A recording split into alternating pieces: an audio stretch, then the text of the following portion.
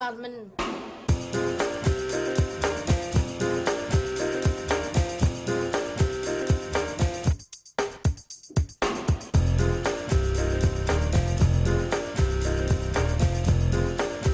Bon alors, Bonjour William. comment ça s'arrange cette Bonjour affaire? à tous. Vous les c'est avez bien. vos journaux ce matin? Oui, je les ai eus ce matin. Et ce matin, j'ai même eu l'Humanité qui prend des accents welbeckiens pour nous raconter la marche du monde. Il est question à la une de l'extension du domaine de la grève, si voisine de l'extension du domaine de la lutte qui fit la fortune littéraire de l'écrivain. Et vous noterez au passage l'extension du domaine de l'humour avec l'avènement du cyber-humour, cet humour 3.0 qui reprend le langage de nos ordinateurs quand ils plantent. Mais revenons à notre extension du domaine de la lutte et à cette impression de plantage général. Il est perceptible à la une de nombre de journaux, Nice Matin, L'Impasse, Le Havre Libre.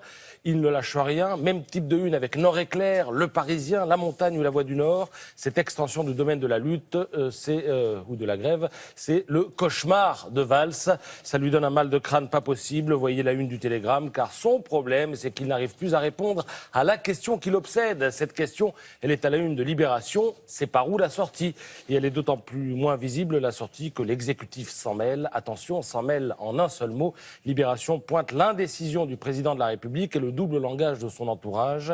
Et plus le temps passe, plus les partisans d'un recul de l'exécutif se permettent de l'ouvrir, y compris dans la galaxie socialiste. Ces dissensions qui fragmentent un peu plus la gauche, eh bien, elles n'ont pas échappé au Figaro qui en fait ce matin sa une. Alors il y en a un autre qui parle fort, ce qui ne veut pas dire qu'il parle d'or, c'est Cantona. Ça faisait longtemps qu'on n'avait pas eu la petite polémique Cantona. C'est fait, elle est là, et bien là, je vais donc le citer. J'ouvre les guillemets. Didier Deschamps est un nom très français. Personne dans sa famille n'est mélangé avec quelqu'un, sous-entendu, contrairement à moi.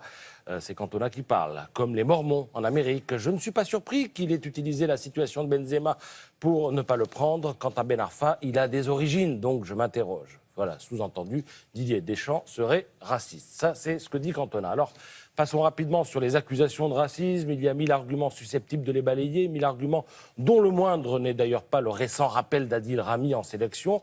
Donc on va passer rapidement là-dessus. Il faut, pour comprendre les âneries que dit Cantona, revenir un peu plus de 20 ans en arrière, au milieu des années 90. Cantona brillait alors au firmament du foot français. Il était persuadé qu'il serait le premier joueur français de l'histoire à soulever une Coupe du Monde. Sauf que, patatras, les choses ne se sont pas passées comme il l'avait prévu. Si la France a bien gagné une Coupe du Monde, elle l'a fait sans lui. Et depuis, Cantona en veut au destin et à Didier Deschamps. Pourquoi il en veut lui au destin. en particulier et Comment pas l'entraîneur de l'époque?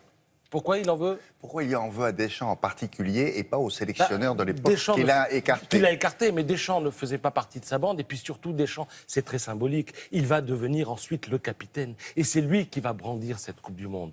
Donc il n'y a pas besoin d'être psy pour comprendre que c'est cette frustration que Cantona est en train d'essayer d'évacuer. Il en veut donc au destin de l'avoir privé de jouer et de gagner cette Coupe du Monde. Il oublie au passage que Cantona, il est le seul responsable de cette blessure secrète, puisque ses ennuis et son éviction de la sélection ont aussi commencé à la suite d'une suspension qui était due à son comportement. Et il ne faut pas chercher plus loin le parallèle avec Benzema, qui lui aussi s'est mal comporté. Pas besoin donc d'être psy pour comprendre que, en prenant maladroitement la défense du Madrilène Benzema, eh bien Cantona ne fait rien d'autre que tenter d'évacuer la frustration de sa vie.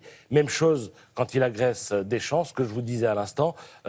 Dans l'inconscient de Canto, Deschamps est un usurpateur. C'est l'homme qui lui a quelque part volé son brassard de capitaine et qui a soulevé la Coupe du Monde à sa place en 98. C'est donc pour cela que dès qu'il y a une compétition importante de foot en France, l'Euro cette année ou la Coupe du Monde en 98, eh bien Cantona réagit mal. D'ailleurs, avant la Coupe du Monde 98, à l'époque, il avait fui la France pour aller passer des vacances en Asie, si mes souvenirs sont bons. Et quand on lui demandait à l'époque, alors qu'est-ce que vous ferez pendant le Mondial? Vous serez sur une télé, une radio, vous allez voir les matchs? Il disait, le Mondial? Quel Mondial? Voilà. Très bien.